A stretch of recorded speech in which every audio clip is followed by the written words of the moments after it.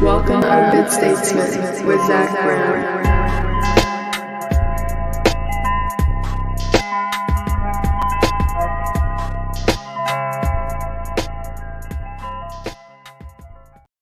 Ladies and gentlemen, welcome back to the show. I am in heat, both internally and externally. Jesus. My apartment is disgustingly warm. I can't figure out the what do you call it? The meteorology of it. I don't know what the fuck is going on.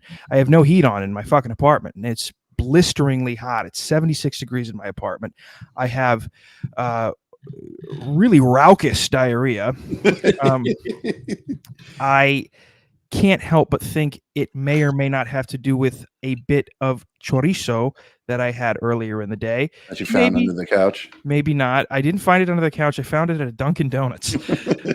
Oh boy, their chorizo is awful. Yeah, and it's wrapped in that sun-dried tomato wrap, and it's peppers and eggs and like their queso.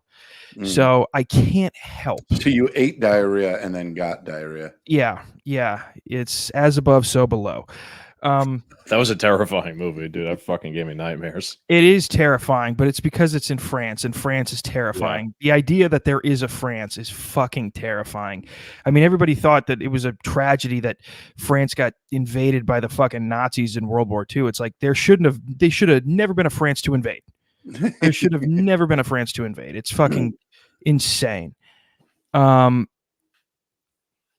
I'm joined with, how long ago now? I mean, it was, I always since we started. Since us three started, we were collaborating and guests on each other's show. So it's been a long time now. This is multiple occurrences on my show. I've been on your show multiple times, and it's a fan favorite. Chris and Scagz, the captain and Scagz. Heidi ho. Well, while you're over there dying of diarrhea, Scagz and I are quite hungover from last night. Hair of the dog, yeah. Hair of the dog's the way to do it. Little hair of the dog, little caffeine. Yeah. Don't do like burgers or pizza. Do a little bagel, toast. I brought pizza over here, and we had McDonald's last night. We did all of it. Yeah, we did both of those things. And how am I the one with diarrhea? Oh, believe me, you're not the only one with diarrhea. Yeah, we're just not talking about it. It's the diarrhea podcast. Yeah. I'm just being a pussy about it. I'm just having diarrhea out of my pussy. Do plugs right now, because I will forget. Yeah, I usually don't, but I will sometimes. Yeah, exactly. So we're a political podcast. We also review stuff like booze, liquor, and guns. We do like a weekly show where we talk about trending news. You can go to linktree.com/2doomed to find us there, everywhere that we can be. Basically, everywhere a podcast could be, we're there doing stuff on the interwebs. And I'd like to give a forewarning: if at any given point the podcast is paused, it is because I had to. I'm wearing white Air Jordan gym shorts because it's hot, and not white for long. Yeah. Right, and see, we're at threat level. I don't know if you've seen it, and I don't know if it's real or not, but there's a video that just went viral like a week ago. So earlier this week, I'll say, where this like gym bro is like, he's got two toasters and he like jams two forks into them. Obviously, like he gets electrocuted and they explode, right? And so the whole thing, everybody's like on his live, they're telling him not to do it, and he does it. Boom, they explode, and he flies around the room, and he lands on his bed, and he's got gray sweatpants on, and like he falls back, and his legs go up, and you could see the shit stain on his sweatpants, and he sits up, and he's like, "Oh my god, dude, I shit myself." Yeah. I don't know if it's real, but it is funny. Yeah, if there is one thing that could probably make you shit yourself is however many volts coming out of a toaster from two metal sources. I mean, you have two sources of conduction generating however much power a toaster can. So if there is one thing, social media rewards a toaster does at least, yeah. I will say a toaster is no match for a Dunkin' Donuts chorizo wrap, though. No, I guess not. Yeah, I think whatever the conductivity of a chorizo wrap from Dunkin', that thing could power the fucking I continent have of a Africa. general rule now that I'm 35. Like chorizo's off the menu. I love chorizo. Never going to be part of the diet. You have to get it from like an actual Spanish person, not a a conglomeration corporation like Dunkin' Donuts. They're just blended pig eyeballs with paprika in it, essentially. It's I think that's the same thing with like weed these days. I think the weed dispensers are selling like shake. Like they do sell obviously like nugs, but I think they sell like fucking shake. It's called like select grind, and it's just ground better than like you would grind it. But it's all a marketing scheme. It's all a scam. Like it's but I do have to say, like, it's the baloney of weed. No, like the dispensary weed though, like knowing like the THC percentage you're getting, like it'll blow your tits off. Like it's I have some medical stuff at home that like I like it because like it works, it does its job, it goes above and beyond, but like sitting there and like just smoking a little bit of it alone, you're just in a room like, oh yeah, we tried I tried it with them, the medical grade marijuana last week, and I felt like gravity increased after I smoked it. Like I was being sucked, like we were around Jupiter or something. Dude, that would be the pulled down to the ground harder. That's the best way to describe getting fat. You're like, I've increased my gravity. Yes. I have increased the gravitational pull that I have inflicted upon myself. Gentlemen, now this is not, I want to make this very clear, and I've never really done this before as a podcast, but I figured you two should be the ones that we should do this to. Oh boy. It's not something that you have to focus on throughout the entire show, but I need you to have enough clarity to keep it in the back of your mind throughout the show. We have a job to do, okay? This is that structure thing you were talking about last time, huh? Yes. So there is a pressing issue. I'm going to pause. Not because I have to have diarrhea, but because it says my fucking computer isn't charging. We are now recording. Sorry, folks. I had a little hardware issue. No, we have a job to do. Okay. So I don't want us to, it's not all leisure in the podcast world, folks. Like I said, you don't have to, this isn't the whole thing. We're obviously going to do what we do usually, but throughout the duration of this podcast, we need to answer 2 questions. Okay. And so throughout the duration of this podcast, I'd like for you to formulate what you may believe, what you might believe the answer to these 2 questions would be. So let's take a listen to what the 2 questions are. But do me 2 favors. Find me 2 niggas. Find me that nigga that can say I told on him, and find me that nigga that can say he stuck his dick in. Okay. Wait, we're gonna have to repeat the question. Yeah. Okay. So just so you know, I'll give you a little bit of verbal context clues here. That was Kevin Gates. This is a gentleman who has made a living in the rap community. I like some of his music. He's funny, and he has asked us 2 favors. Find the gentleman who can say that Sir Kevin Gates told on him, and find the gentleman that said that he stuck his dick in Kevin Gates. Let's take a listen. Hey, but do me 2 favors. Find me 2 niggas. Find me that nigga that can say I told on him, and find me that nigga that can say he stuck his dick in. Fantastic. So, while we don't have to focus on it, but this was a call to action by him. I would like to sort of rendezvous at the end of this episode and see if we can maybe put our brilliant political minds together to find out if we can find the gentleman who told on him and who banged him. No, not who told on him, who said he told on another guy, right? So find the gentleman who said Kevin Gates told on me and I stuck my dick in Kevin Gates. like I said, you don't have to focus, but keep it in the back of your mind. No problem. Right? Keep it in the back of your mind. There are more pressing issues, right? The border thing with Texas, the fight between the states and the federal government. By the way, it's the 26th. Yeah. What? Yeah, and we're not only on the brink of World War III internationally, we are now gearing up for a full-blown civil war. But the important thing is that the three of us, we look really good because we just did an episode on our show where we were talking about this before this situation broke out, and we were even talking about the panhandles in Oklahoma, and Oklahoma's sending some troops in there.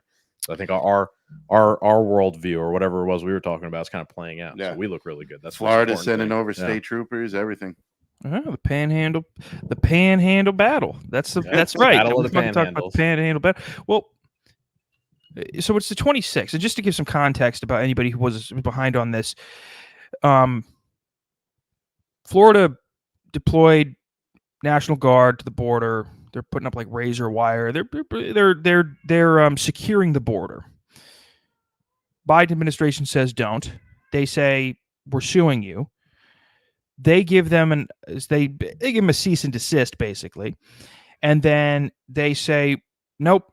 And then Biden goes, you have until the 26th to stop, with the implication of potential federal military intervention.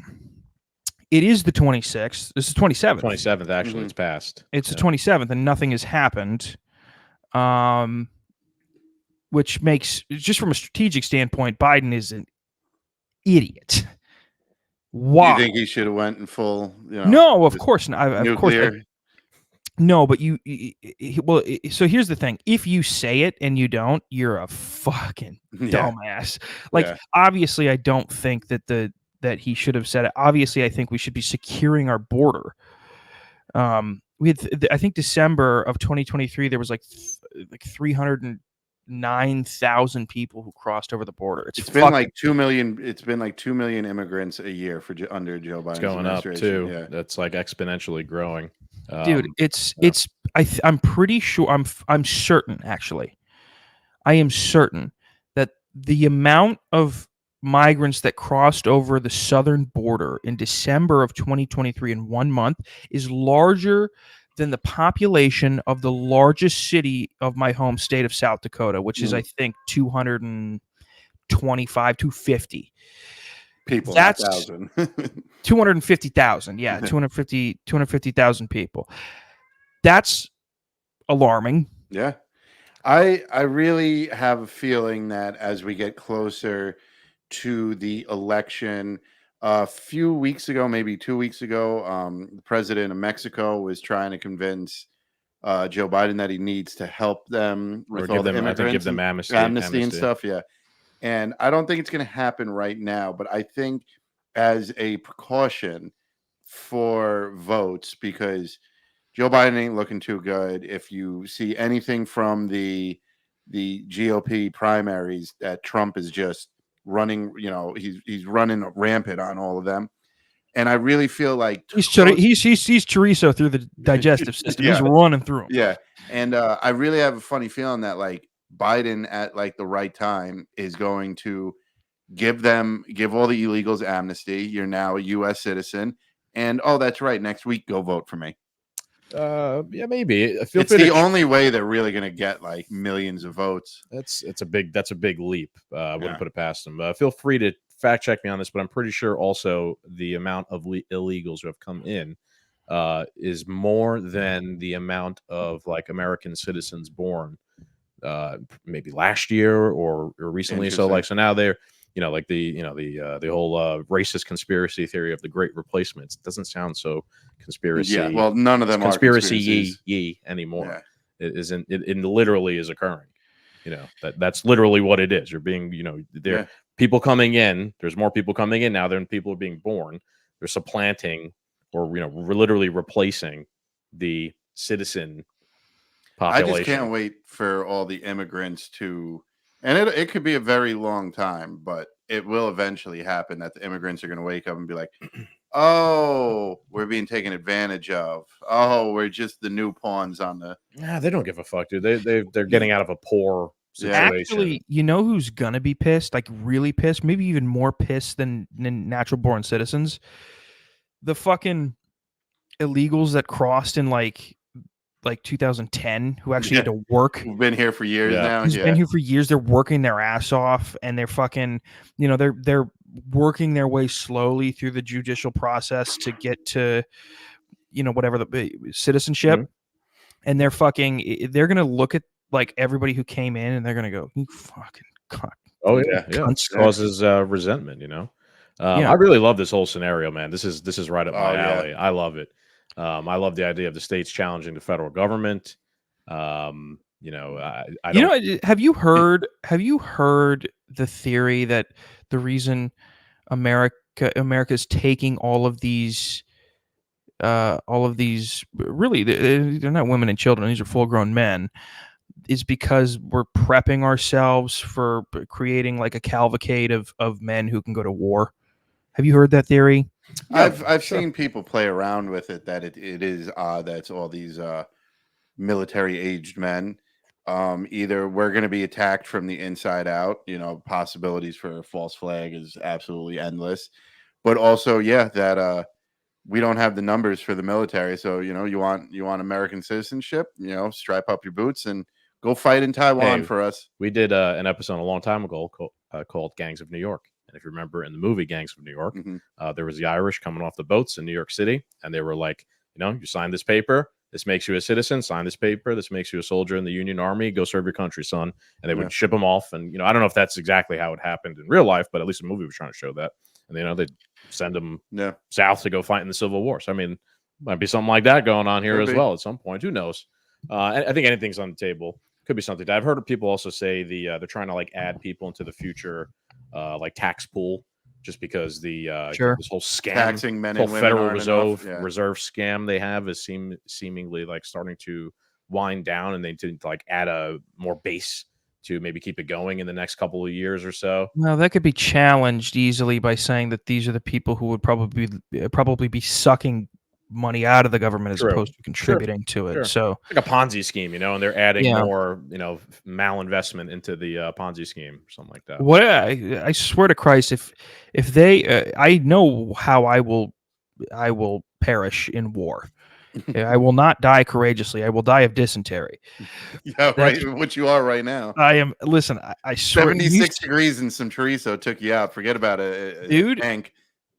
If you send me anywhere tropical within a couple weeks, something will crawl up my asshole while it's fucking splitting open, just shitting out nothing but liquid and I don't know, diesel. I have a theory. Maybe we take the diarrhea and maybe we turn that into an energy source.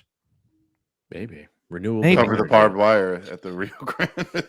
Yeah, maybe, right? It just people get scratched, they get infected, and then they die. Yeah. It's like a deterrent. Yeah, bio warfare. Yeah, something like that. I could see. I mean, that could be a new market, selling your disgusting diarrhea to the U.S. government for bio warfare purposes. Here's my phone. I saw this today. Took a screenshot, I think, of it.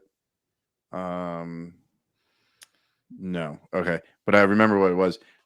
You can donate your stool up to like one time a day, and they'll pay you up to like $500. It's like 180 grand a year, and you're donating your poop to this microbe study organization or whatever. And I think I'm gonna start mailing my poop, guys.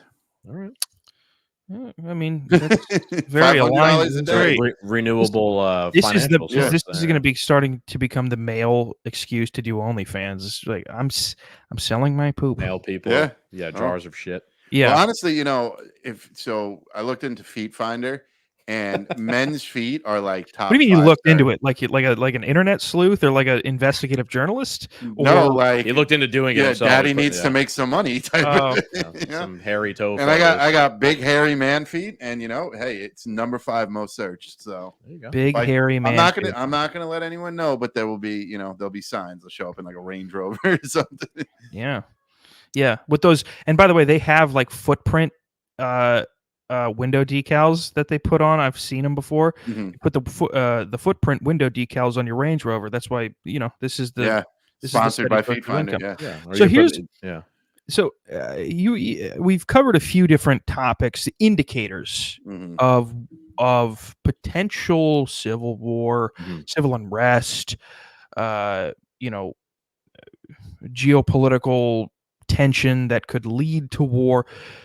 Here's something that's it's a niche thing that you'd have to be very into the topic itself to recognize this, but luckily this woman did recognize it. It is, I don't want to say it's an indicator of war, but it's interesting. Let's take a listen. Made me go, As you may know, I have had my insurance license in the state of California for over a decade. And when I was reviewing policies for 2024, I noticed this new exclusion. Look here, this is under exclusions and expenses not covered on a 2024 Cigna health policy.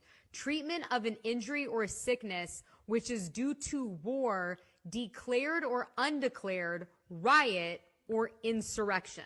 This is not typical. This is an insurance policy from United last year for 2023, and the language typically reads like this: what happens with my coverage under extraordinary circumstances? And it says in cases of disaster, epidemic, war, riot, insurrection, that they will do their best to provide the services you need. But now take a look at United's 2024 health insurance policy, another exclusion, T, war. We do not cover an illness, treatment, or medical condition due to war, declared or undeclared. Cigna and United aren't the only ones that have changed their language excluding war from their policies. Anthem has also done this, and it just makes you wonder, why in the world would that be the case? That is, I have interesting. I have an interesting take on this. You know how people will talk about climate change and how the insurance companies, like if climate change is real, they wouldn't be insuring the waterfront property. So everybody's telling that, right? That could be what this is, right? These are literal insurance companies, and they're like gauging the way they're like us. They're looking around at the world. They're like, man, the whole world seems primed for fucking bloodletting for some reason. And their underwriters are like, maybe we shouldn't include in war injuries on the policy for the upcoming couple of years, because if there is a war, that shit's going to cost us a lot of money. I also just think the concept of like healthcare during, I don't know, like what, do you think they're checking insurance in Gaza right now when people come into they have insurance in Gaza? Or they're just reacting to whatever's happening and you're just helping people if they get blown the fuck up or whatever. So I don't know. What do you guys think? I think it's very interesting, very telling. We've proven time and time again, all these institutions are corrupted by the deep state, by the New World Order, by the World Economic Forum, whoever you want to call it. They control these institutions. They know what's coming down the pipeline. And I really believe it has a lot to do with it being an election year, that all hands on deck. We do not let Donald Trump get to the White House, get to the ballot. We don't get to election day. And civil war and fear of civil war and civil unrest, I don't think it's, off the table for these guys to throw in that type of a disruptor to halt or stop or, change the outcome of an election, event, as they call it. Yeah. And on top of it, if they're all planning for this, how else can we screw it over? The war thing doesn't alarm me as much as they throw in the word insurrection, because now if there's another January 6th style event, whether it's a false flag from the FBI or not, you were at Texas during the month of January, we're not covering you. Yeah, we're not going to insure you because you were part of an insurrection. You were part of no, I was just visiting my grandma in Dallas. You're a Trump supporter. You were in Texas at the wrong time. We're not covering you anymore. I could see them just another way to punish like January 6th people. It's an interesting point that insurrection, the word specifically, is in there, given the past couple of years of it kind of being like forced into the lexicon. Everybody's familiar, of course, right? Like insurrection was everywhere the past couple of years. That they would specifically reference that word is interesting. Like, it's like Mean Girls, like, stop trying to make fetch happen. Like they were trying to make insurrection happen. And, now it's literally like showing up and health insurance documents. That's an interesting point. I think. Definitely. I never, I mean, I really wish I always say, like, when you get like a new job and you got to fill out all like those W-2 forms and like your insurance and shit and what to take, what dental coverage you need. I was like, really wish there was just like a fucking class I could have taken in college to learn all this shit. But like, I've never seen like, oh, if you're part of an insurrection, we're not going to cover you anymore. And on top of it, think of it. It's not your insurance company is going to think X, Y, and Z, but the media is the one that's going to declare this an insurrection or a riot or something, and therefore screwing you. You know what I mean? Who makes that decision? Yeah, you're not even going to have the say in what happened or the opportunity to explain yourself. Channel 12 News is just going to be like, this was an insurrection. Zach was there. Coverage gone. Who counts the votes, as they say, right? That could apply to many different things besides just votes. I actually have Cigna, so that's interesting. I'll look into that myself and go read my plan. I think I have and see if I can. Dude, open enrollment was early January. I did not read a fucking thing. Oh yeah, whoever does. Yeah. How many terms of agreements have you ever read? Is there a South Park episode about that, reading the terms, or was that something like that? Yeah. I have never read the terms and agreements of I'm not joking. This is how crazily of language that some companies could put into their terms and conditions, because I don't think I'm the minority. I've never read through a terms and conditions. A big number would be 1% of people read. I don't think anybody fucking read. The completion rate's probably under one. Like I know. I used to go to a chiropractor who had multiple businesses, and one of his businesses was he sold mattresses. Works, you got a bad back, well, I could sell you a mattress. And in the terms and condition on, I think, the Sleep Number mattresses, they have the ability to like record you or whatever, something like that. Mattress. It's weird. Like, like there's something in their terms and conditions, and people just skim through it and click that box, and now all your jerk off encounters and farting in bed is recorded. Diarrhea sessions. Yeah. Is there technology to do that in those mattresses? I don't. There is. It's connected to the internet. To like there are high tech mattresses, man. To scan how you sleep, and it tells you how you sleep. Smart mattresses. Like whether you like it hot or cold. So I can't imagine that like there is the front or the back. Yeah. What do you think, Zach, about this whole Cigna thing? I think it's not the red flag that everybody's probably looking for, but it's interesting. But it's interesting, and I actually find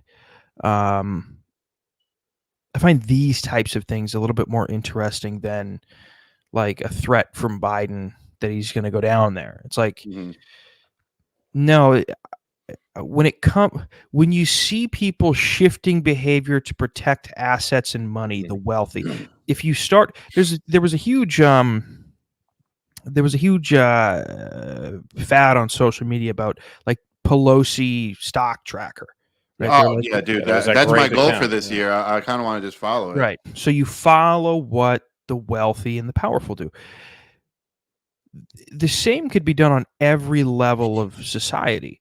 Mm-hmm. If there's an indicator that insurance companies will no longer cover any type of riot, insurrection, or war-related injuries or illnesses, that means they're most likely expecting an uptick in war, riot, or insurrection-related injuries. Right? It's the same thing of insurance. You said it. Scagz, but like, well, these insurance companies, like, these are beachfront properties in Florida, giving 30-year mortgages, right? Yeah, and they're all saying in 30 years the sea level is going to rise. Well, Florida is going to be gone in 10 years. That actually becomes that's a great point about climate change. Like, that's an uninsurable asset then. If it's a 30-year mortgage and in 30 years it's going to be underwater, why would you insure the place? Like, you're guaranteed a loss if you're the insurance company in that. So it's like they wouldn't have been insuring this if that's going to happen. I'm sure they've looked into it. These companies. It's funny, like, because they do study this stuff. Where I grew up in New York, my car insurance never went down because where I grew up was an area notorious for street racing, and people have been street racing there for decades, absolute decades. My father was there street racing when he was 20 and now he's 70. So we're talking a very long time. And it's just such a high risk area that the entire local community suffers on their car insurance because there's nothing they can do about it. It's just idiot kids driving everywhere.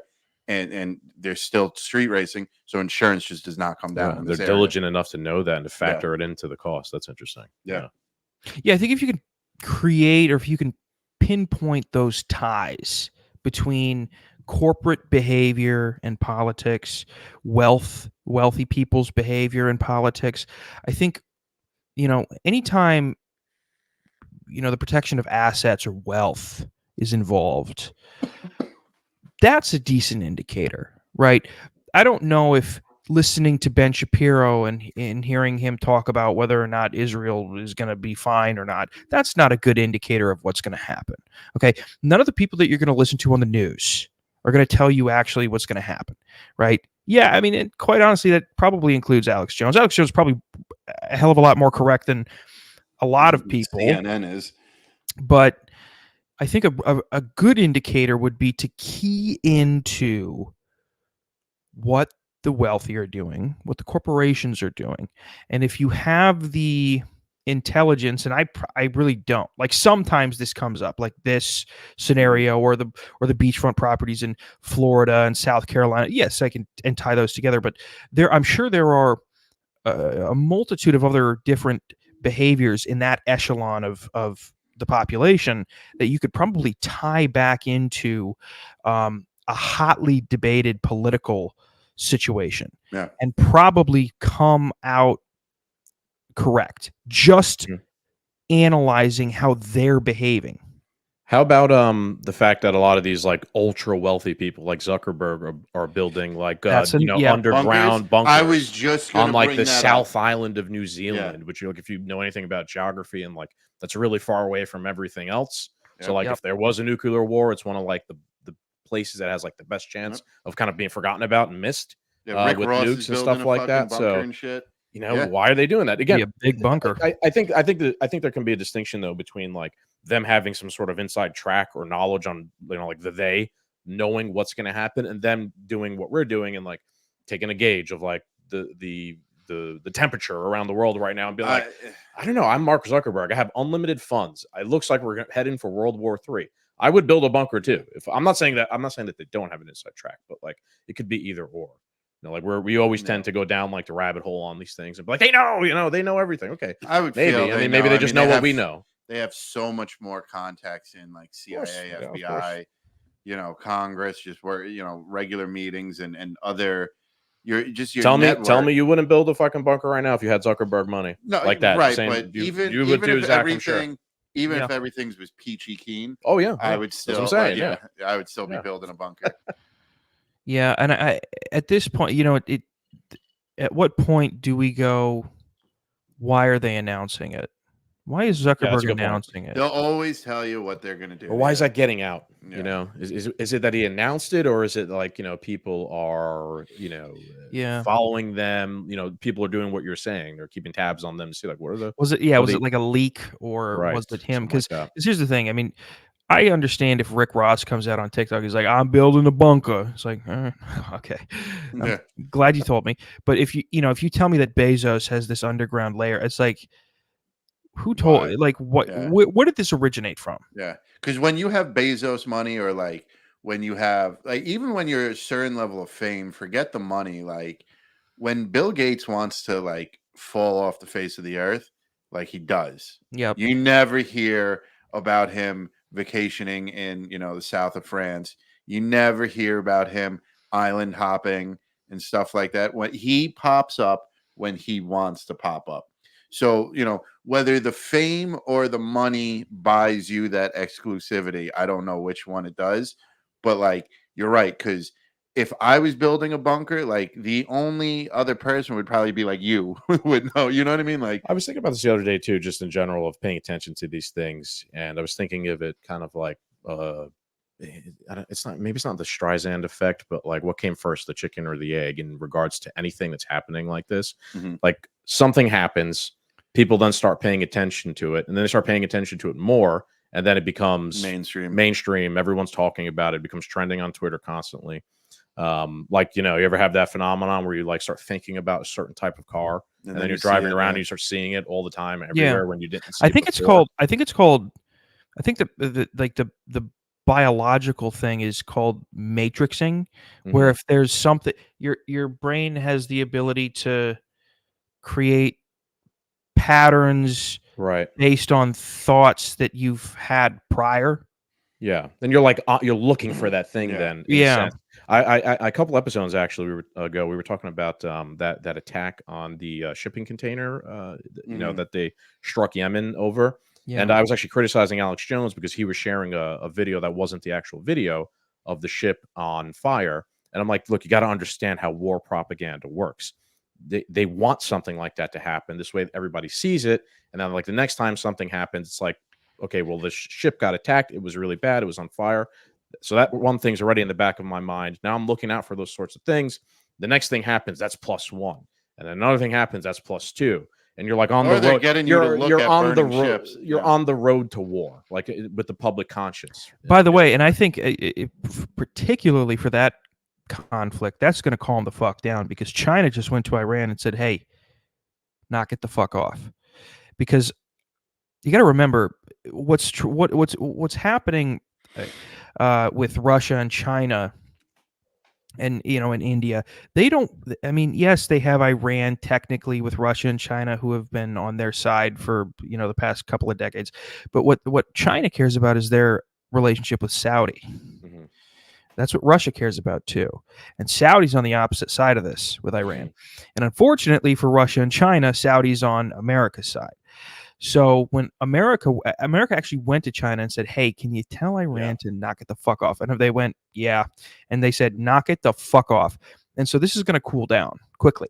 It's funny because the Saudis actually came to us and were like, "Hey, could you not bomb the Houthis?" Like, they were just at war with the Houthis for fucking 8+ years. And now they're the ones trying to make peace. It's like, whoa, hang on. Let's not ramp this whole thing up after we just stopped and got out of it. Which they even created on their own. Yeah. That's indicative too of them trying to make sure that China and Russia aren't put into a situation where they have to discipline Iran for any reason, because they know that although Iran isn't the major player in like the BRICS community, it's somebody who's been kind of a supplementary, or is it supplementary or complementary, whatever it is, like secondary player in that. And Iran went, they had their fun, and then Xi Jinping was like, "All right, take it the fuck easy. Remember who you are on this stage." Right. Yeah. Know your role and shut your mouth. Iran, you're not even India in this fucking take it easy. Yeah. Okay. And China is the us of that world, right? Like they're the opposite of us. They're the empire on that side. Although it's not exactly 1-to-1 comparison, but yeah, like they pull the strings in that regard. I'd say, like in that alliance of nations, or well, yeah, because America can't go to Russia right now and tell Iran to shut the fuck up. We can't, because of the ongoing war in Ukraine, right. And that'll end fairly quickly. There's been a lot of feelers going out lately that they're this seems to happen periodically, that they're entertaining peace talks and things like that again. Well, I mean, they are, but I know, Alex, we just mentioned how Alex Jones got the boat wrong, the container ship wrong. But he's saying all the reports that he's reading, we're going to have full-fledged war with Russia. There's been, that's true. By October or something, just in time for the NATO's having like a 90,000 troop, war games exercise. Yeah. That's a provocation towards Russia, of course. It's interesting. I don't think people understand how something like that could be a provocation towards a country that you're kind of like on a war footing against at the moment.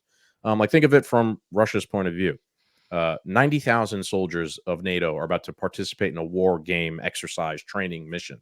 How do they know that can't actually just be an attack, and we're just framing it as a training, something like that, and all of a sudden they're going to just storm in to Russia and invade or something like that? And they were caught on the back foot because they are like, oh, it's just a training mission. 90,000 people show up. That is an actual provocation. It doesn't matter which side does it. It is. The question becomes, is the American media, American government overselling these scenarios or underselling, right? Because I will say there is a factor of fatigue here that could come into play. We have so many things going on at once. We have the border. We have the election. We have the Donald Trump is indicted or whatever the fuck, he's got to pay $82 million to that ugly bitch. We've got fucking China going into Taiwan. We've got Iran. We've got the Houthis. We've got so many insanely newsworthy things happening at the exact same time. Fatigue can be the detriment to the person who is intaking. There's a thing. I work in tech and cybersecurity. There's a thing now. Have you ever heard of multi-factor authentication where you log in and so there's a thing now where cyber criminals will do what's called multi-factor authentication fatigue, where, and this happened with Coinbase a few months back, where they spammed the shit out of these users of Coinbase, where they just kept getting multi-factor authentication texts or emails, or it was on the authenticate, whatever it was.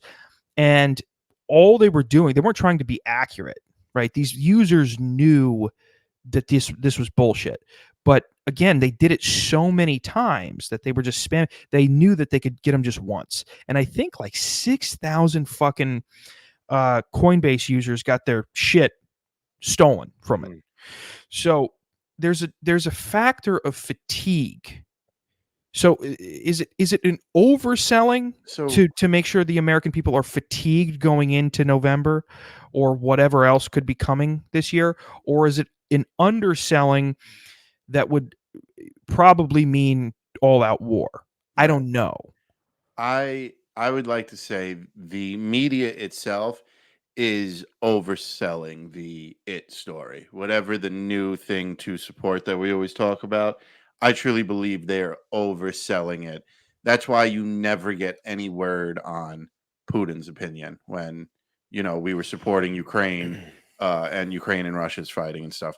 So you never hear the other side of it. You never get a different perspective outside of what the media's perspective is. So therefore, I believe they're overselling it. But I think, they use this term fatigue very well because that, in my opinion, is only going to play into the deep state or they's hands, because the more fatigued you are, the further you bury your head in TikTok and YouTube and playing your video games and stuff, instead of actually listening to these 500 different newsworthy stories that we have. You're going to just turn a blind eye to all of it, and then they could do whatever they want to do because you're not going to be listening. Maybe you'll be turned off. Yeah. It's a really good question, I have to say. Damn it. I do think there's definitely an aspect of overselling, and I could give you an exact scenario, an example of how. Let's use the war in Ukraine and Russia as an example. This past week, Sergei Lavrov was in New York with the United Nations meeting. He's like the foreign relations minister for Russia, Uncle Sergei. He's like the foreign relations guy for Russia. And he gave an interview to CBS 2 of New York. I don't know if it's CBS 2, but anyway, he gave an interview and I read it.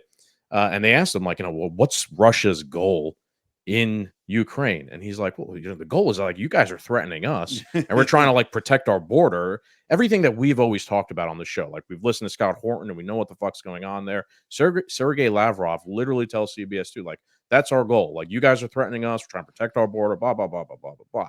But if you listen to it from the corporate press of the West's point of view, it's Putin wants to reconstitute the Soviet Union and he's going into Poland and we need 90,000 soldiers to get ready on the thing. So yes, they're overselling it. But then if you actually listen to the enemy, Lavrov, he's well, no, we don't intend to actually invade the rest of Poland or Europe. We're trying to protect our border.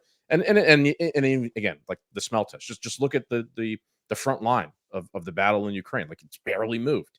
I think Russia could push really if they wanted to and move that up, but they haven't.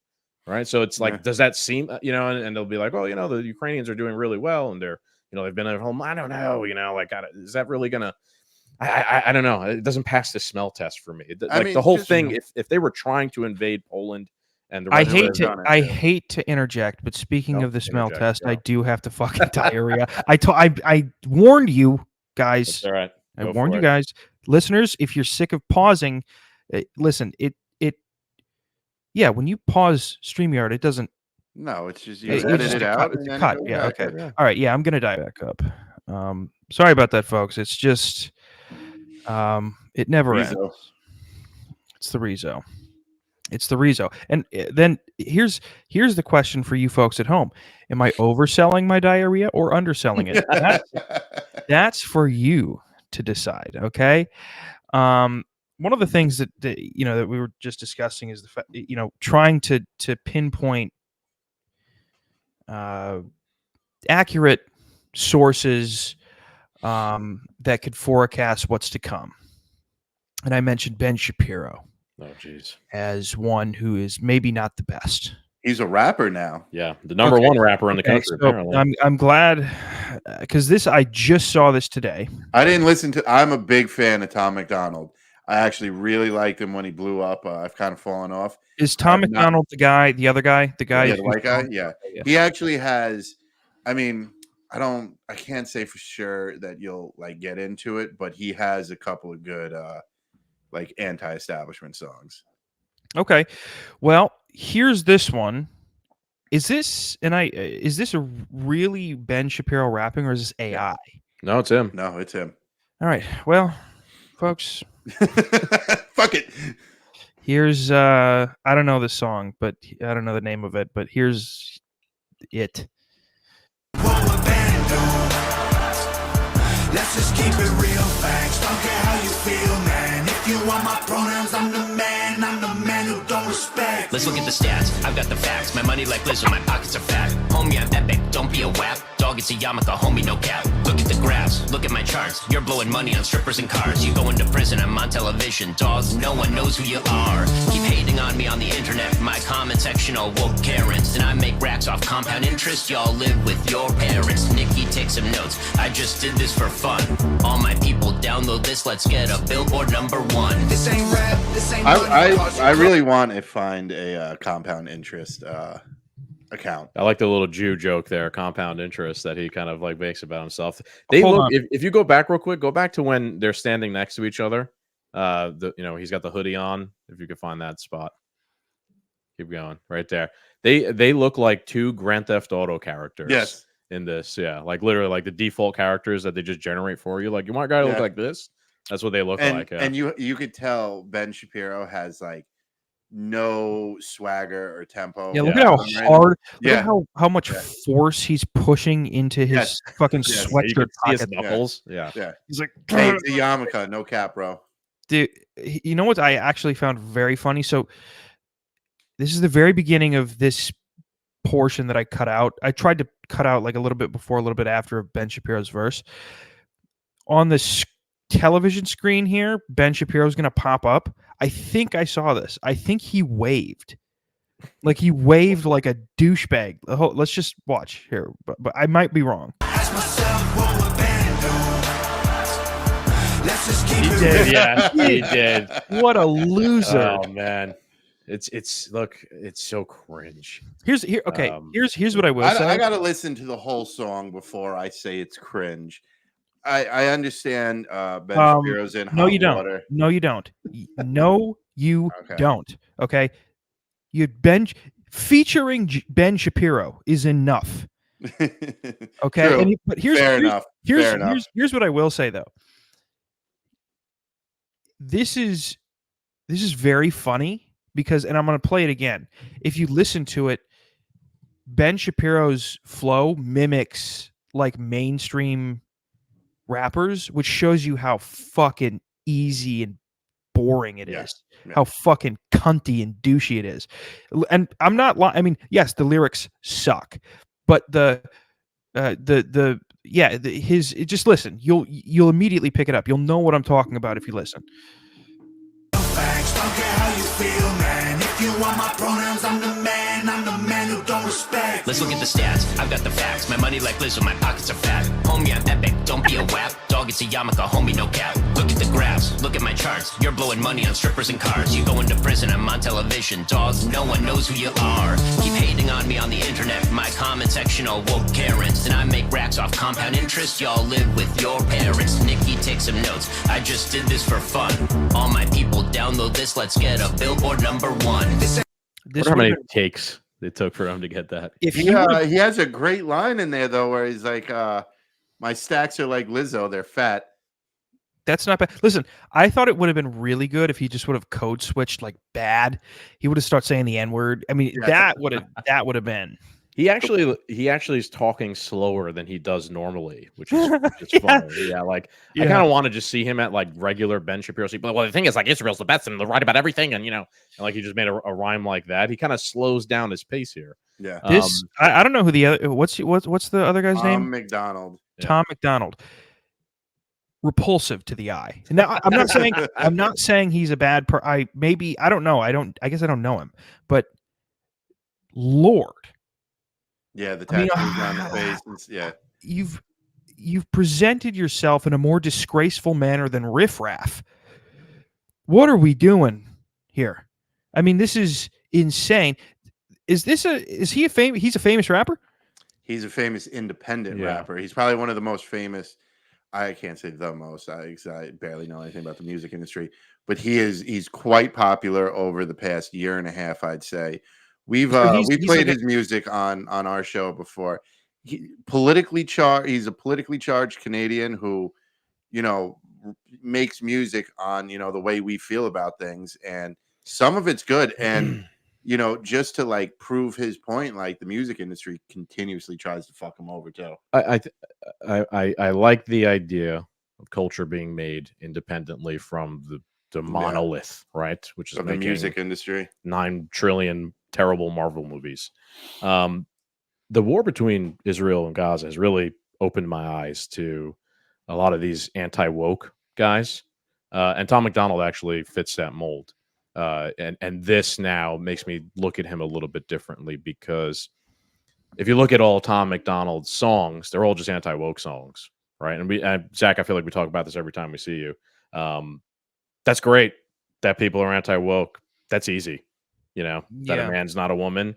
And Tom McDonald just keeps writing song after song that's an anti-woke song. I haven't heard anything. And again, like, it's good when you want to, like, you're inspired by politics and things like that, and you want to make some sort of cultural product, but it's always just truth. Facts don't hurt your feelings. Thought it was interesting. I was thinking about Mosh Touré, where he's like, well, that's like stupid. Like, if you're going to like convince people to change their minds, people are human. They have feelings and thoughts. You have to like take those things into account when you're like talking to them, if you want to like change their mind in a sense. So he was kind of referencing Ben Shapiro.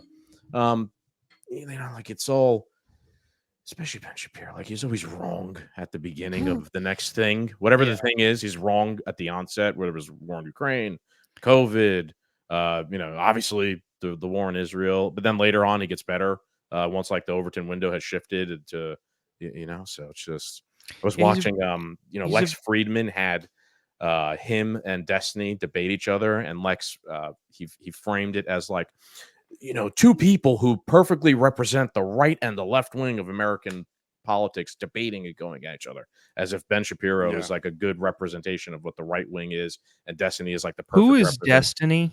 You know Destiny? He's like the blue hair. It was colored. His hair Yeah, Destiny. He's a liberal Twitch political commentator. Does a lot of debates. I'm surprised you don't know who Destiny is. He's very popular. Big.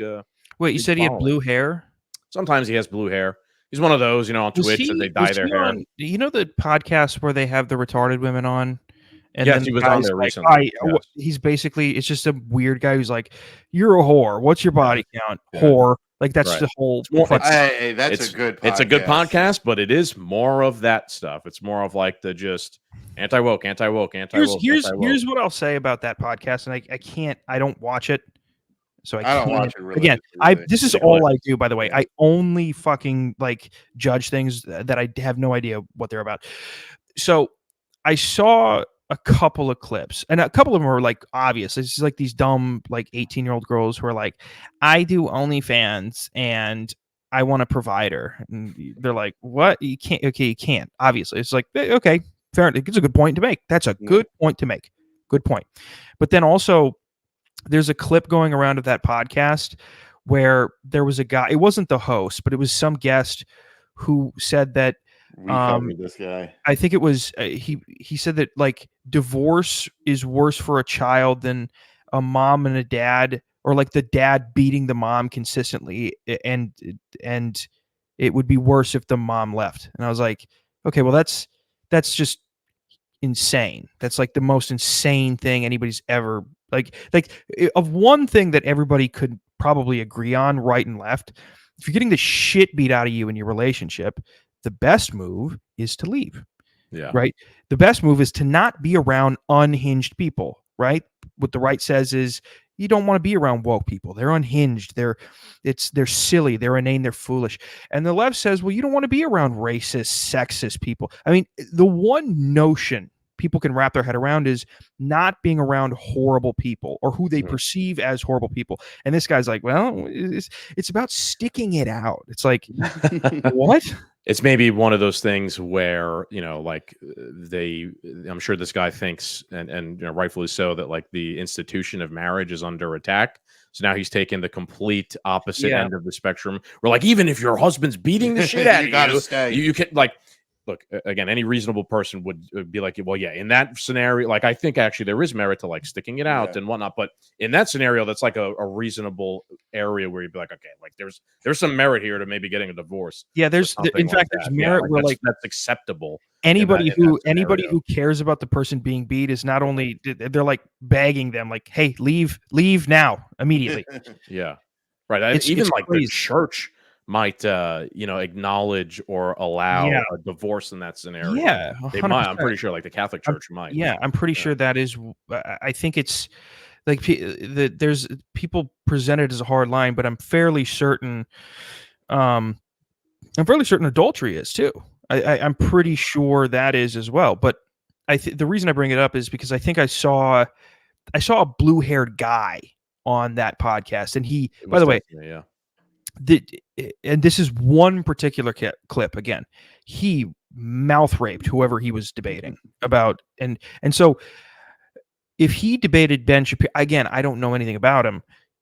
I could see how Ben Shapiro maybe didn't come out as strong as he maybe. He's a good debater. He also had a debate with Alex Jones and was it Darren Beatty and Glenn Greenwald and the Krasenstein Bros. It was like 3-on-3 about January 6th. Holy shit! It was the Zero Hedge debate, and it was moderated by Ian Crossland. It was a fucking train wreck. Yeah, like, you don't go watch it because you're like interested in learning anything. Just go watch it like you would watch wrestling, like the Housewives of Atlanta or something like that. It was a train wreck, dude. At one point, Ian Crossland's like, "Shut the fuck up!" He just loses his mind to try and get them all calmed down. He is a good debater. I think actually that debating in general, like debating is a debate is a game. You don't have to be right, but you can still win. Yeah, because you're a really good debater. Now you can be a really good debater and you could be right, and then it's like evident. But like I'm sure Hitler was a good debater. I'm sure. Yeah, Mussolini. Yeah. Yeah, I mean, I do think so. Here's the thing: one of the things that the right has sort of, they've bolstered over the past 5 years is that the left doesn't want to debate. So they always say like robust debate is a good thing, and it's like, yeah, it is. It is. Disagreement in general is, I mean, it's not always good, but it's not bad to have, right? It's right, but you're like in the debate world, you are correct, but in our political, our current political world that we're in, people aren't debating because, like, Joe Biden physically can't debate; he can't speak, and then on top of that too. When you do have so many, and I'm not just saying like it because it's a Democrat thing and I'm this pro-Trump guy, but like when you do have so many failed, piss poor policies, you can't get up there and debate like furthering your piss poor policy. Here's the issue with debate. Debate itself is a skill. Debate can oftentimes be the detriment of accuracy, right? Debate. So debating because of debate is a problem. Now, if you debate because you truly believe this is the correct thing, that's one thing. But if you're debating because you're good at it, or you're debating like Ben Shapiro, who you pick a population of people who probably, yeah, then it becomes problematic. Then it becomes fucking corny, and that's when you turn people off. I mean, yes, Ben Shapiro still has a large following, and yes, he's at this point probably considered at least somewhat mainstream. But there's a great example of that with Ben specifically. Recently, obviously he's been on the tear about Israel, and Dave Smith, Dave Smith, who's a really good debater and really knows his stuff as well. He had, usually takes like a principled take on everything. Has been talking about this, and he had on Tucker Carlson, and Ben Shapiro like referenced a clip about their discussion, but he wouldn't name Dave Smith. He said like a libertarian comedian or something like that. Even though he's pretty popular, everybody kind of knows who he is by now.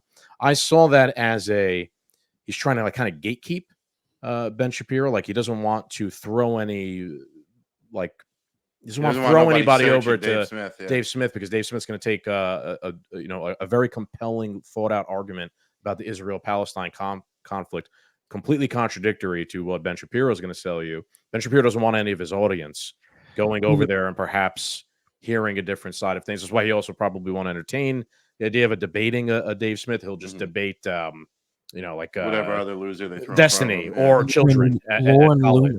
Yes, Laura Loomer and Dave Smith was interesting. It was a mismatch, to be honest, but it was still interesting. Go ahead.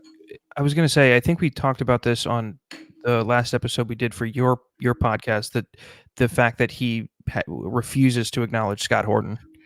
Yeah. I mean, he would get, again, I mean, here's what I'll say about Bill Kristol. Bill Kristol's a cunt and he's an idiot, but he debated Scott Horton. Yeah, I think Bill Kristol did that, though, because he's like, my career's over. Who gives a fuck?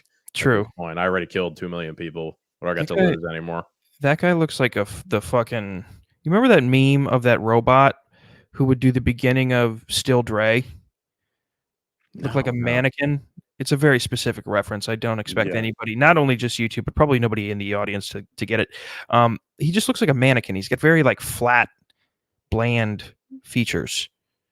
He confuses me. I look at him and I see the uncanny valley. Mm-hmm. You know what I mean? Yeah. It's a very unsettling face. He's a lizard person. He has a very unsettling face. Candidate for a lizard person, definitely. Like Mark Zuckerberg. You ever just look at him and you could just tell he ain't all human. Yeah. No, it's you see it, you go, whatever that is, that's not what I am. You know? No. Yes. It's whatever it's like whatever he does on a daily basis. Mm-hmm. I don't do that. No. Yeah. And I eat children and that debate between him and Scott Horton, man. I mean, you should watch that. I don't know if you've ever seen that. Probably not. It's one of those moments where like you never get those moments ever. Someone who's not just someone who not someone who's not just a Ben Shapiro. Ben Shapiro just talks about these things.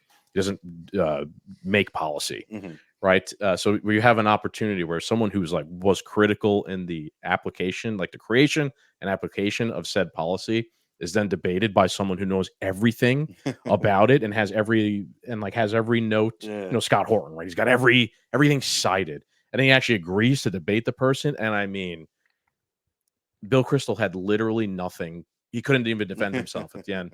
He was basically, like I'm saying, he was basically like, well, my career's already over anyways. What's the difference at this point? Yeah, that's everybody watch. I think it's Bill Kristol versus Scott Horton. No, he literally by the end, he was just going. That's literally what he was. It was so.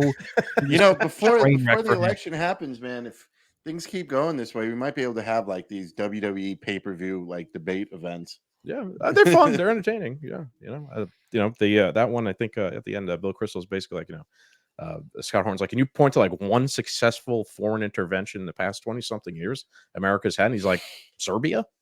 Like, that one wasn't either. Yeah. So interesting though.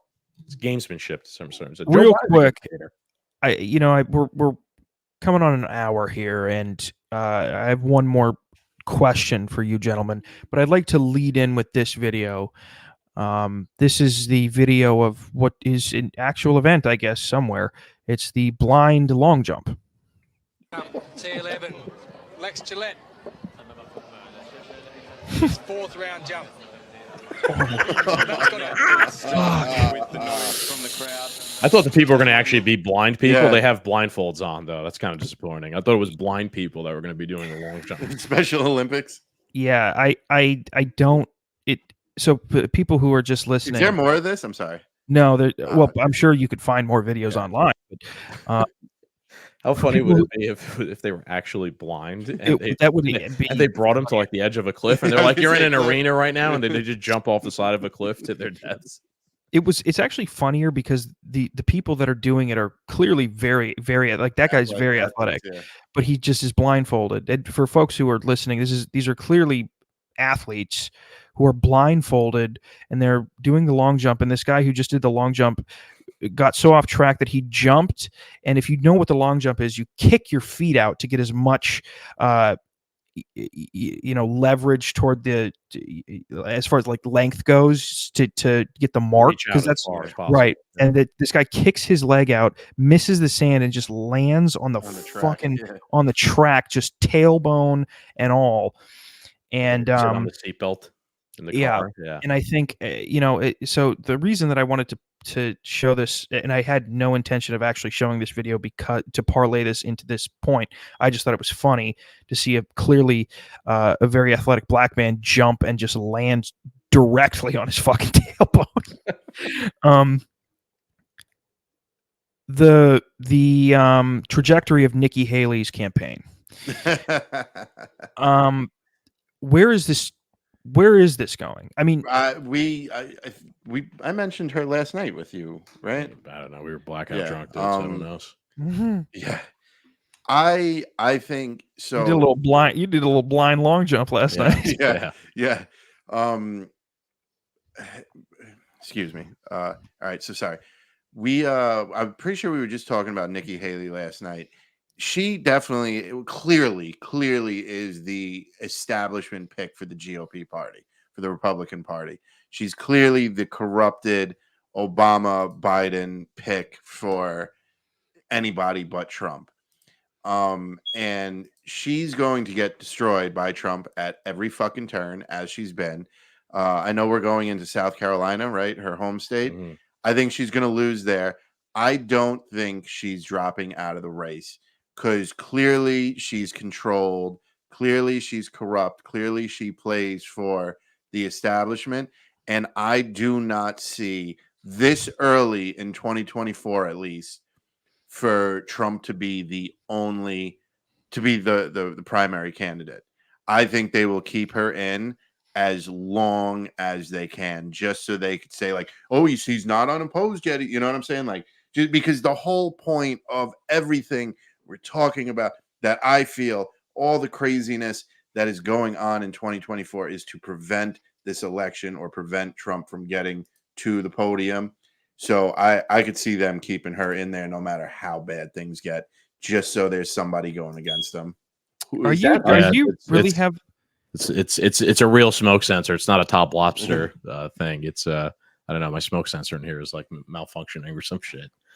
Could be because you're smoking before. Could be. Yeah, but that was like 10 minutes, 20 minutes. I don't know where it is. I was looking for it, but okay. Yeah, Nikki Haley thing is interesting. I think all it is just another one of these mechanisms to try and like screw Trump over. To be honest with you, it's simple. That's what it is.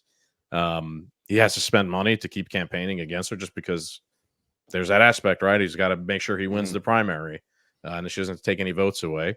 And that's going to drain resources of his campaign. You also see now he's got that $89 million judgment against him. That's going to drain resources. These are all a bunch of attempts at assassination without actually killing him. Yeah, just running out the clock, wasting his time both physically and financially. Even you saw in the New Hampshire primary, Democrats changed over to vote for her. Just to vote against Trump. It's so obvious, honestly, that she's just a pick of the establishment. I think Vivek hit the nail on the head. He's like, yeah, they're not replacing Biden. Like they're just using Nikki Haley as the replacement in of itself. Yeah, let me go find a smoke sensor. All right. Well, while he's taking a look at that, we had a very great show. Every time you guys come on, it's a hell of a time. I just want you to know, though, Chris. Yes. You two are not off the hook. Do you remember? Do you remember? We were actually talking about that. Yeah. Yes. So, Whether or not we have to fucking pause it because Scagz is scurrying around looking for a fucking smoke alarm. We're good now. Okay. So we're back on the hook for that video we watched earlier. You thought you two fucks thought that I was, but let's as a reminder, let's just take a look. I have an answer now, though. Provide contextualization. Okay, let's take a look. Let's take a listen, and then let's put our brains together and find out exactly what the answers to these two questions are. Hey, but do me 2 favors. Find me 2 niggas. Find me that nigga that can say I told on him, and find me that nigga that can say he stuck his dick in me. All right. So we, if you remember, from the beginning of the podcast, folks, we were challenged to find the person who could accuse Kevin Gates of telling on them, and could also make the claim that that person stuck their dick in Kevin Gates. Can I go first? I think you may. I think I know what he means. I think he's trying to show that he's a really macho dude. And he's trying to say, I don't rat on anybody, and I also don't get fucked by dudes. I'm not gay. I think that's what he's trying to say. Like, he's trying to make himself look real cool and macho. I was going to say the black athlete that did the blind jump was the one who banged him. That's why. Yeah. And you think videos are connected? Do you think that because Kevin Gates is clearly a man who does not want to get fucked in the ass, this could have been a situation where the blindfolded black athlete sort of fell into it? He just found, he was blindfolded. That guy's super athletic and fast, so like he ran in there and fucked him real fast and ran away before he could even do anything about it. Sure. And he strapped on a blindfold and jumped into the oblivion. I was also looking at where he was. He seemed to be on, the on the beach. I was thinking maybe he's on Epstein Island, and he's talking about, maybe Epstein. He don't rat on that whole thing, and Epstein was trying to put his dick in him. Who knows? Here's my theory of the two persons of interest, and then I would like for you to share potentially yours, and then we'll discuss, and then we will conclude.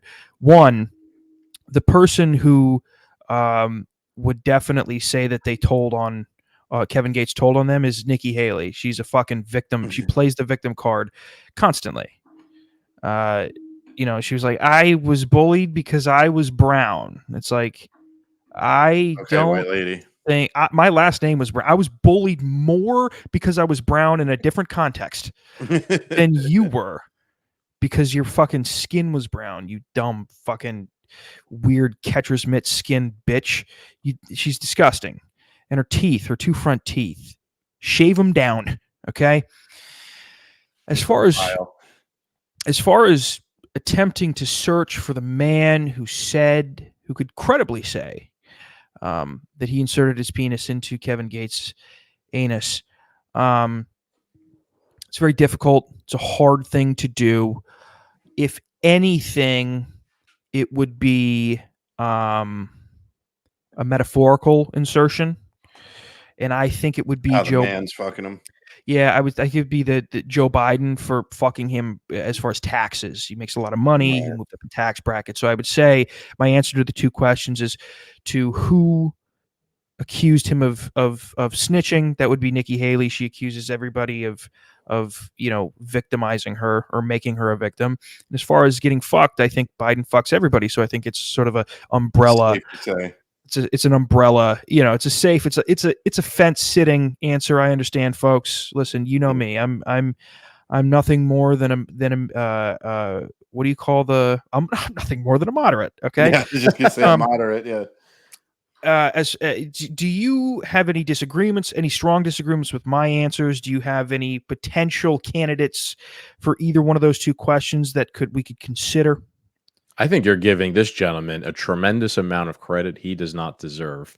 Putting this nuanced, thoughtful answer behind it. This is a guy who said he started a car battery by putting his 2 hands over it. How can you not enjoy this gentleman? Well, I didn't enjoy him. Really know who he I don't know who he is either, but yeah. Kevin Gates, you got to look him up. He was on like was on was he on like Wildin' Out with like Nick Cannon? No. He was dude, there's his online presence is retardedly funny. Like everybody thinks DJ. Have you ever seen like DJ Khaled's videos? Yeah. They're fucking retarded and funny. His are 100 times funnier. He said that he started a car battery by hovering his hands over the car battery. He practices semen retention. He said if a woman puts his hands on him, he absolutely has the right to put his hands back on her. He was on what's that interview segment that Barstool does? You know what I'm talking about? Where that long-haired guy interviews people. Yeah, I think I know what you're talking about. Yeah, it's just one of their. They have a lot of hilarious. So much. Yeah. There was a clip of him. There was a clip of it was one of his concerts, and there was like a 50-year-old woman there, and he'll stop and do these fucking crazy sexual monologues, and they just taped this 50-year-old woman being shocked at everything he said. He was like, "I'm gonna take my 2 fingers and spread your pussy lips open and lick up and down." And she was like, "Oh my god, dude! Heavens! It's the best. He's the best. He is what I would call somebody who is working outside of the political system. Okay, he has created what do you call that? You create parallel economy, parallel economy, parallel community. Yeah. So although I wouldn't regard him as a scholar, I do think that somehow he has ended up on a track that we would all love to be on. Which is why I wanted us to be able to answer these 2 questions for him. I felt that he was maybe a bit lost. He was asking for it. Yeah. But we talked a lot. I mean, does Ben Shapiro have anything to do with he would be a rat? Yeah, he'd be a rat. Yeah, no, and he would, and not only that, he would falsely accuse somebody of ratting on him. Yeah, and he'd probably take a dick. Careful there, Captain, before he's accusing you of anti-Semitism with the rat comment. That's fine. What about the white rapper? Maybe he's jealous of Kevin Gates' success, and he either raped Kevin Gates or accused Kevin Gates of telling on him. Now, what would he tell on Tom McDonald about? I don't know. He said that they don't do drugs. He doesn't do drugs. They make money with compound interest. Yeah. I don't know what that is, by the way, exactly. What is compound interest? I don't even know what that is. I used to work for a bank. So compound interest is when you get interest. You have your $100 in your savings account. At the end of the month, it gets 10 cents in interest. The 10 cents goes into your account. Next month, your account gets the interest on $100.10. So compounds over and over and over again. And you can make a lot of money doing it. Not really, because interest rates. Well, if you have, if you're compounding like $1 million, and then your interest creates 100,000. Now next year you're getting your interest gets interest, and then that interest gets interest, and blah blah blah, on and on and on. All right. Well, I think that we've came to do what we were going to do here today. I think we've answered it. Do you gentlemen agree? I think we have I think we do. Yeah. I think we have a Nikki Haley and a Joe Biden answer to his 2 questions. Kevin Gates, I hope that that helps you. And I was just looking him up before.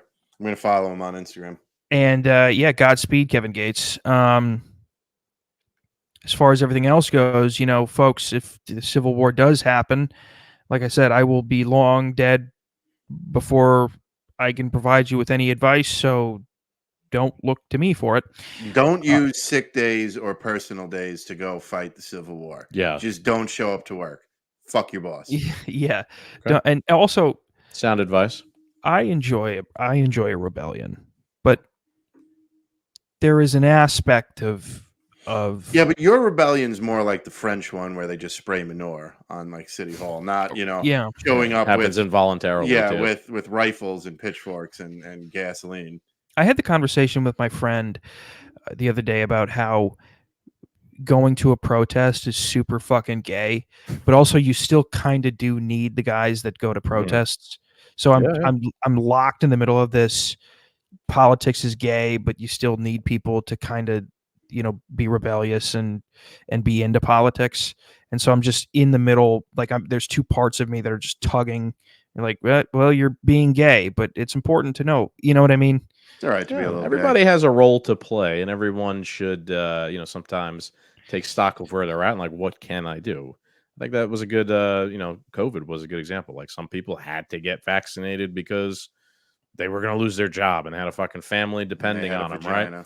And there was nothing they could do. Now, you'll see some people criticize people like that. Like, hold on, do you have a family that was relying on you in that regard? Yeah. Someone else who didn't have those responsibilities, you could step in for that person in a sense and try and like in that moment and push back against the regime. In that, I tried to think of things that way at the time when it was going on. So everybody has a role to play. Play your role where you can.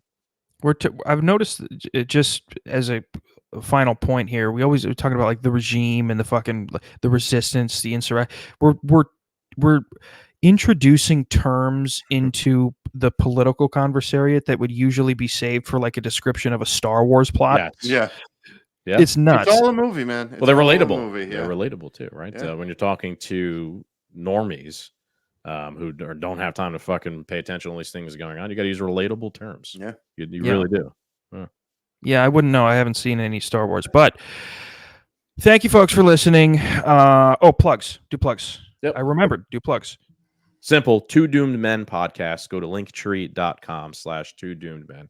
We're on all the places. We make clips, cover the news. We do episodes usually once a week, and have a good time while we're doing it. Follow me on Twitter, Scagz, SCAGZ 89. I'm very active on there, doing my thing all the time. I just use the podcast account, and he's not active. I hate Twitter. That's it. Get over to my fucking Patreon. Get over there. Give him money. Give him also money. Money now. The folks, I know I say it every week. We got to migrate a little bit at least. We have to more evenly disperse how we're viewing, how we're consuming Unfit Statesman. There's got to be a little bit more toward video. Like I said, since we've relaunched, we're growing at a pace that was I hadn't seen prior to the relaunch from an audio perspective. But I need you to tilt it a little. Go to YouTube. Go to the Rumble. Go to the Rockfin. Actually, not Rockfin. I get a lot of Rockfin. I have like 7,000 followers on Rockfin. YouTube, I get like 40 views or 20 views. I get like 10 views. Oh, dude, it's so artificially manipulated. It's fucking insane. Get over there. Yeah. Get over there. Go to YouTube. Go to Rumble. Go to my Patreon. Come to my house. Okay? Thank you, folks, for listening. We're going to be back next week. Like I told you, we're doing guests. Ideally, I would have time to do like 30 minutes prior to the guest coming on. I didn't. I had diarrhea. I was cooking spaghetti. I didn't have a lot of time this week, but it's a busy week with the fucking pending civil war. Yeah. Okay. Yeah. I'm gearing up. I'm drinking zero sugar Gator Light. Okay. Push-ups and the Hulk Hogan method, eating your vitamins and saying your prayers. I did eat my vitamins, and I went to the gym today. Yeah. And I did shoulders and chest and triceps because I'm avoiding doing legs because that is the hardest one. Thank you, folks.